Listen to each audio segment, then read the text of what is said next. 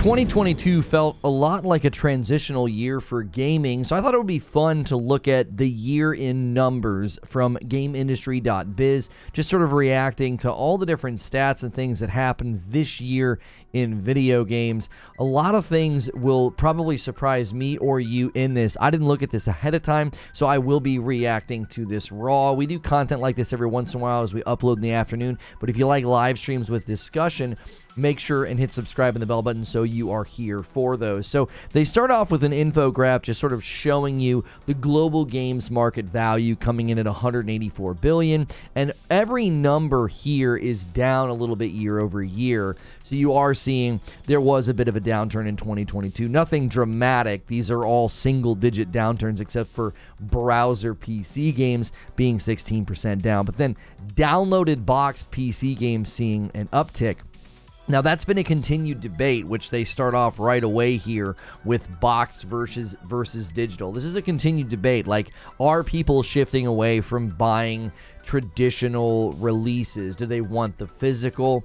And actually, if you look at certain markets, digital and physical are sort of neck and neck. But there's so many digital games that cannot be purchased physically. It tends to tip in the favor of global digital.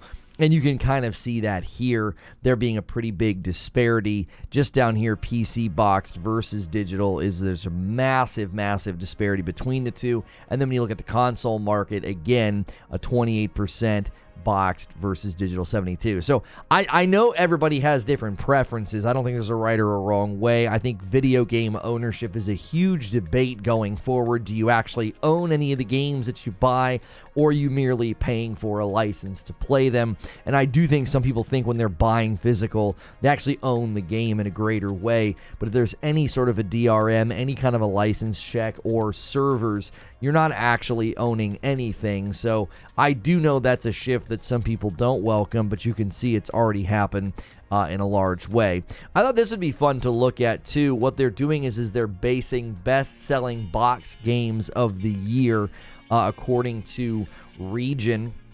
And you can see there the United Kingdom, FIFA, and Call of Duty, and Pokemon, the top three leading the charge. That's not really surprising to see any of those three in the tops of any lists anywhere. I know people have their own opinions about FIFA and the way that those games do their monetization, but it's also good to see Horizon sneaking in the top there. That's really, really impressive for a Sony first-party exclusive to sneak in up there in between two Pokemons.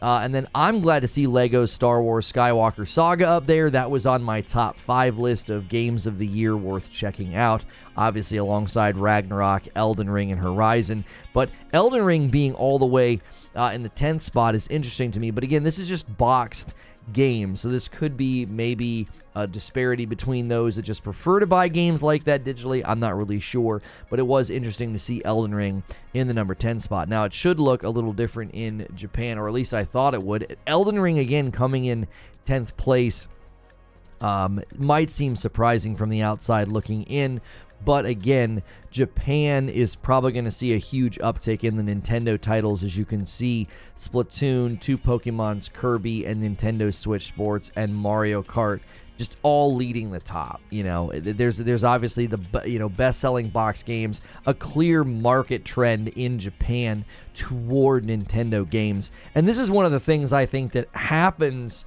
for Western gamers or people that maybe just don't pay much attention to Nintendo. Nintendo has just such a massive presence, and apparently their presence in Japan is so massive that unless you're Elden Ring and Minecraft, you're not really going to get to be on this list. So there's a clear market trend there. I'm interested in the next one, though. Where does the United States land here with best-selling games of the year? Digital sales not included. Xbox and Switch digital sales not included. So I'm not sure what they mean here by digital sales not included, just on Xbox and Switch. So Elden Ring apparently did very well in the West. That's surprising to me. I think a lot of us, I make assumptions about From Software games and how they're handled and how they're received, in the West and America. So that one kind of surprised me, honestly. Excuse me.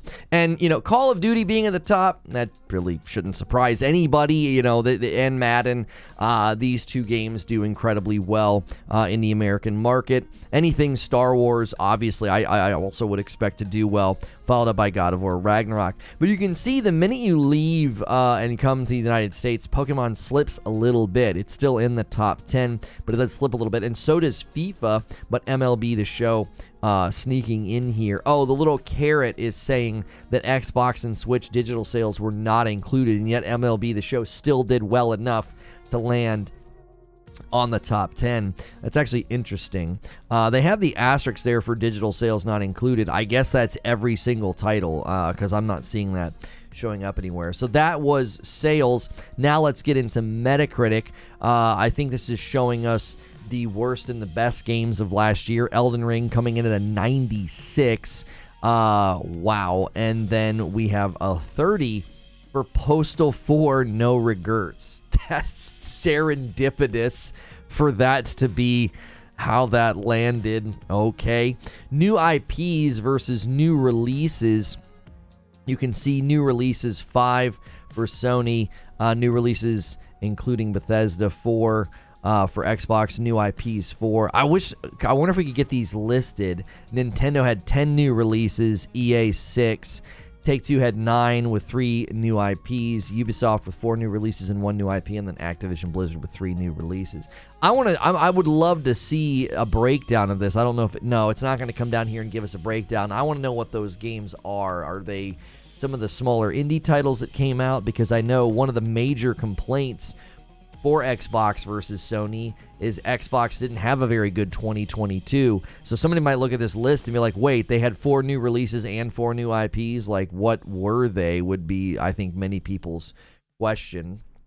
The mobile market is absolutely massive. I don't have a whole lot to say here other than seeing all those billions is just insanely staggering. Top game publishers, you got Tencent coming at $6.8 billion, Activision Blizzard at $2.5. I mean, you look at this hot debate about Activision Blizzard being purchased by Microsoft potentially, and they're a third roughly of what Tencent generates, but they're still a major player. I mean, if you look at NetEase, Playrix, and Take-Two Interactive, all in the $2 to $2.5 billion range, you can see just why Activision Blizzard is so coveted as a publisher.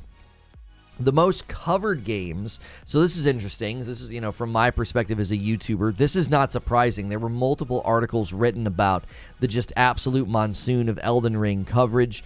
We covered it probably for too long. We kind of rode that thing until the wheels fell off. I don't think it was very good for our channel because it obviously wasn't a game we could stay in for forever. Fortnite's not surprising, and neither is Genshin or Call of Duty. Last of Us Part 2, that is surprising to see a spike in coverage for that in this year, probably related to the remake or the TV show maybe. That's an interesting spike above Minecraft. Cyberpunk, every time I cover Cyberpunk, I feel like there's a massive amount of people that come in and want to discuss it with me. Horizon Forbidden West, Overwatch, God of War Ragnarok, League, Apex, FIFA, PUBG, and then way down at the bottom, Destiny 2. That's impressive, honestly. Oh, wait, you can't see it. That's impressive this late in their life cycle. I mean, I know we've got games late in their life cycle like PUBG, Apex, and League on there. What's also impressive is we got Sony titles, you know what I'm saying? God of War, Ragnarok, and Horizon. These are first-party exclusives, and to be a first-party exclusive and to have, and The Last of Us Part 2, and to be up here like that, that's actually crazy to think about. That makes it even harder, I think, sometimes for your popularity and your search volume. Most covered companies, Nintendo, I don't know why they're above Microsoft and Sony. That's funny. I mean, Nintendo's just massive, so I guess it's not bizarre, but with everything going on with the merger, the potential buyout of Activision Blizzard, I would have anticipated that being very different, but Nintendo just, again, showing their dominance. Nobody pays much attention to them, and then yet they're like this massive giant in the corner. Most viewed game trailers, League of Legends had a season cinematic, 139 million poppy playtime. What? Call of Duty Modern Warfare 2 had 2 of the most watched. That's impressive. Fortnite's up here 1, 2, 3, 4, 5 times. Gee, many Christmas.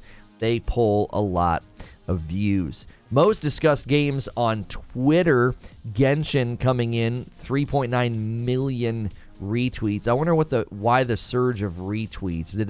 I wonder did they do some kind of a giveaway or something, because number of tweets, they're not up there. Like Elden Ring had way more just ground level tweets, but this retweet number is just bonkers to me.